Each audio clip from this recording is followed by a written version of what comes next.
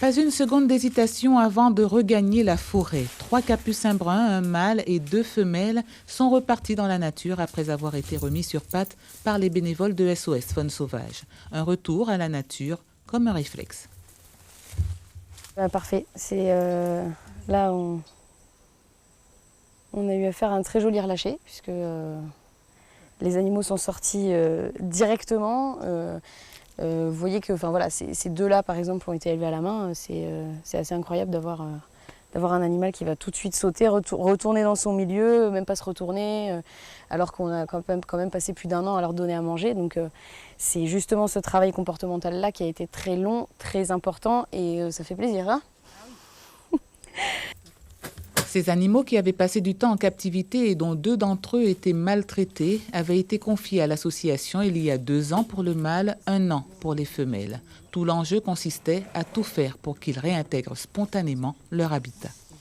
Vous avez vu, hein, on a 1, 2, 3, ils sont tout de suite sortis. Donc ça veut dire que toute cette association positive qu'ils avaient faite avec l'homme, elle a été efficacement effacée et remplacée par de la peur de la prédation, puisque nous sommes les prédateurs des capucins. Donc on ne doit pas être associé à quelque chose de positif. Le mâle a déjà connu le milieu naturel, donc on s'est servi de ça aussi. C'est-à-dire qu'on s'en est servi un petit peu comme un individu pilote, qui en fait allait démontrer, comme il était plus âgé en plus, qui allait démontrer aux 2 autres femelles le comportement qu'elles devaient adopter avec nous. Et après, nous, on a développé un protocole de dés'imprégnation, un protocole où voilà, on n'a pas le droit de parler, on n'a pas le droit d'y aller plusieurs fois par jour, on n'a pas le droit, enfin, c'est vraiment quelque chose de complètement à part.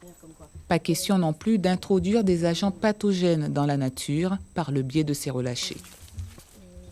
Ils ont passé une batterie de tests, donc des analyses sanguines, des analyses coprologiques des selles, donc voilà, pour effectivement à chaque fois voir s'ils étaient porteurs ou non de certains agents pathogènes, ce qui là donc n'était pas le cas. La date du relâché, une décision qui implique toute l'équipe des bénévoles que sont les soigneurs et employés du zoo de Guyane. Cette mission de sauvegarde, c'est leur vraie passion. Le zoo il fait un excellent travail avec le SOS. Et moi, c'est un plaisir énorme. Et merci aussi au directeur qui nous permet de faire ça, d'aider. Des fois, c'est compliqué, mais nous avons quand même le soutien.